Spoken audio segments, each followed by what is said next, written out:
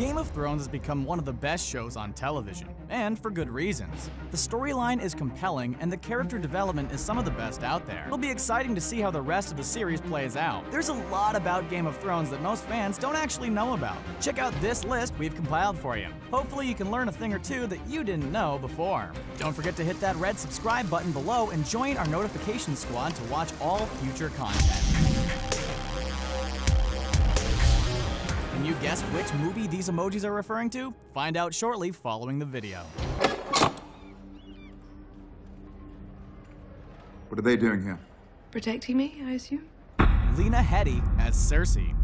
The on-screen relationship between Cersei and her brother Tyrion is anything but sibling love.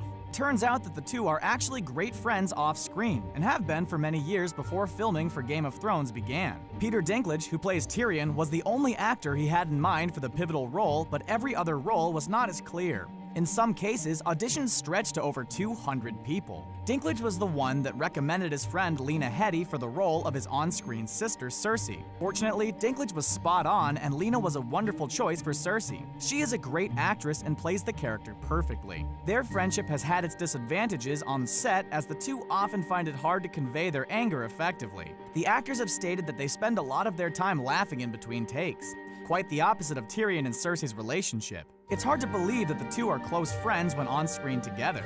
Some of the best parts of the series are the interactions between the two when they fire away at one another. We can only wait for more of these in the future.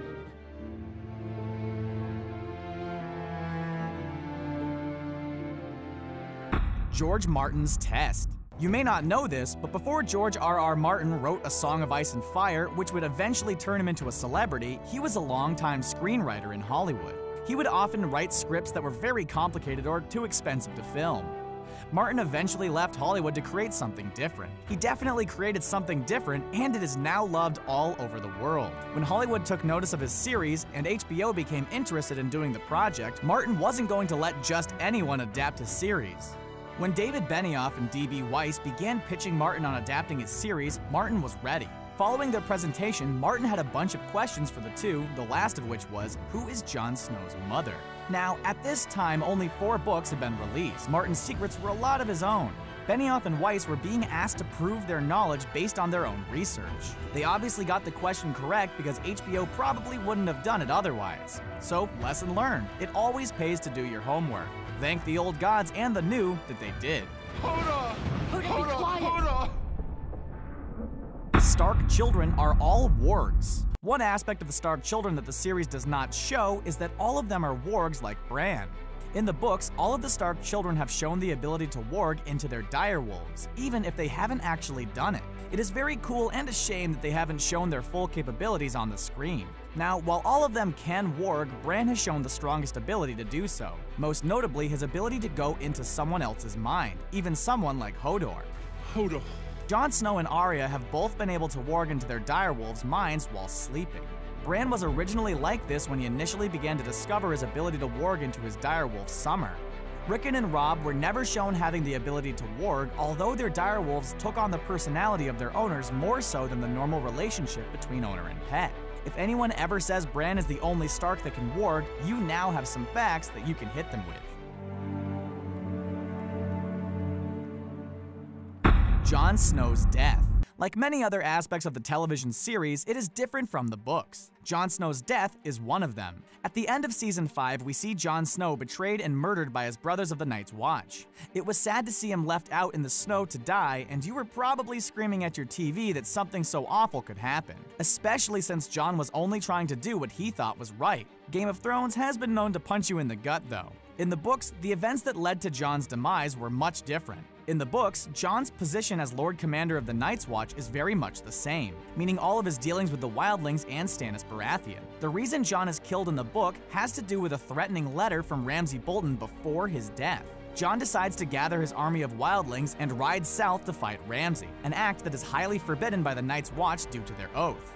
This is why the Night's Watch betrays him and kills him. They weren't disapproving of his kindness towards the Wildlings, but the fact that he betrayed his oath.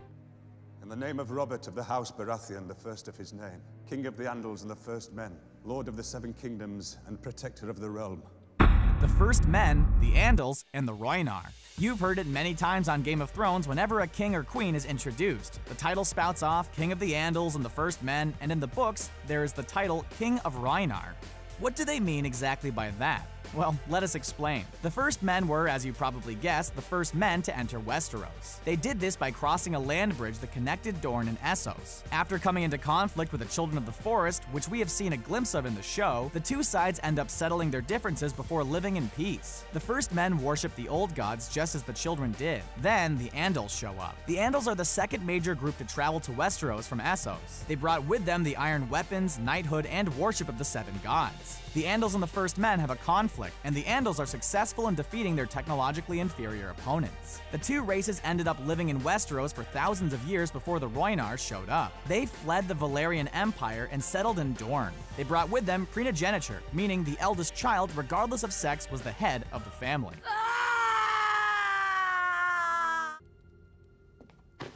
Catelyn Stark survives in the books. One shocking piece of trivia that you may not know is that Catelyn Stark actually survives in the books after the Red Wedding. Well, sort of. In the books by George R.R. Martin, the Red Wedding plays out much like it does in the television show. Robb and Catelyn are betrayed and murdered by the Freys, and House Stark begins its major downfall. What ensues afterwards takes a different turn in the novels. After Catelyn has her throat slit, she is then dumped in the river. It is a final insult to House Tully, as the dead are normally placed in a boat and floated down the river. During the TV show, we never see Catelyn after the Red Wedding. In the book, her body is found by Arya's direwolf Nymeria and taken from the river. Catelyn's body is then found by Beric Dondarrion, leader of the Brotherhood Without Banners, the group that the Hound is now traveling with in the show. Beric has been brought back from the dead many times by the Lord of Light, and he gives his life force to Catelyn. When Catelyn comes back from the dead, she is gruesome looking and intent on revenge. She seizes control of the Brotherhood and embarks on vengeance in the Riverlands, hanging every member of House Lannister and Frey that she finds. Any man who must say, "I am the king," is no true king. Tywin Lannister foreshadows everything. Some scenes with Tywin Lannister have been subtle, but end up foreshadowing major events as things unfold in the Seven Kingdoms. His first on-screen appearance is of him skinning the carcass of a stag, the sigil of House Baratheon. You win or you die also happens to be the name of the episode where Robert dies at the request of his wife Cersei. Seeing as how the sigil of House Lannister is a lion, it is a bit poetic. That isn't the only instance where Lord Tywin foreshadows the destruction of a rival house. In a deleted scene from Season 3, Tywin is shown doing some fishing. Yes, he actually has hobbies, surprisingly. Grand Maester Pycelle ends up joining him and having a conversation. Tywin ends up catching a couple of fish and tells Pycelle to have them prepared for dinner. One of Season 3's biggest moments, of course, was the Red Wedding, where Catelyn Stark is murdered along with Robb Stark and his allies. The sigil of House Tully? A trout. Basically, the message is don't mess with Tywin and the Lannisters. Did any of you see the foreshadowing in the first season? With the information of this deleted scene, it paints even more of a picture for you. You're too fat for your armor. Fat? Fat, is it? Is that how you speak to your king?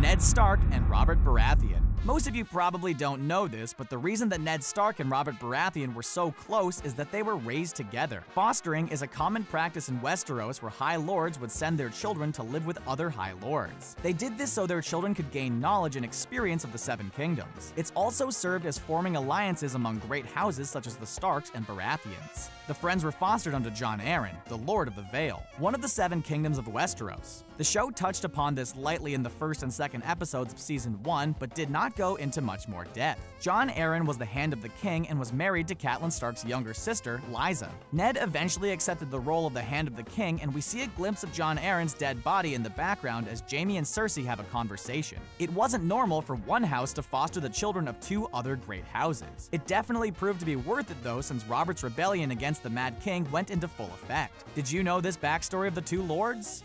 Chaos. A gaping pit waiting to swallow us all. Chaos isn't a pit. Chaos is a ladder. Conversation between Bran and Littlefinger. If you have seen Season 7, Episode 4 of Game of Thrones, then you know which conversation we are going to talk about between Bran Stark and Littlefinger. We see the two conversing at the end of the show where Littlefinger bestows the dagger that was to be used to kill Bran in Season 1. For reasons unknown, Littlefinger thinks he would like to keep it. We never really know what Lord Baelish has up his sleeves, but he most likely is expecting something in return. Now, a lot has happened since Season 3 of Game of Thrones, so if you don't remember a conversation between Littlefinger and Varys, we have you covered. The line about chaos being a ladder first took place back then. Baelish is all about scheming, colluding, and creating chaos in Westeros. He uses this to his advantage to climb the social power ladder, which he spoke about with Varys. If you were wondering why the camera zoomed in so close on Baelish and he looked worried, that is why. Baelish now knows of Bran's power of being able to see everything going on and is worried inside. Not only does he have Bran to worry about, but with Arya's return, he now has two Starks that can take him out of the game. Ned? Lyanna. The truth about Jon Snow. Jon Snow isn't who most think he is. Ned's son, whom he had with someone other than Lady Stark. There was a little foreshadowing in Season 6 with Bran and the Three-Eyed Raven. It is during the Tower of Joy fight scene with Ned Stark, Howland Reed, Sir Arthur Dayne, and others. The Mad King Aerys Targaryen has just been killed, as well as his son Rhaegar Targaryen. Robert Baratheon had a distaste for Rhaegar because he was with Lyanna Stark, the woman he was in love with. Ned and the others confront Sir Arthur Dayne in search for Lyanna. A battle of swords ensues, with Ned eventually besting Sir Arthur Dayne. He hears screams from his sister Lyanna from the tower and rushes to her. Bran wants to follow his father, but the Three-Eyed Raven stops him. We see Ned and his sister Lyanna, who has just given birth and is close to death. She whispers in his ear and he is then given her child. We can deduce that it is Jon Snow. Jon Snow is the offspring of a Targaryen and a Stark. Rhaegar and Daenerys are brother and sister, which makes Jon Snow her nephew. The storyline between the two of them is going to be the most compelling going forward. Game of Thrones has been heating up quickly this season, wouldn't you agree? It will be exciting to see how the rest of Season 7 plays out. Well, what'd you think of these secrets? Did you know any of them? Please like and leave your comments below. The answer to the movie emoji is, well, did you get it right? Thanks for watching.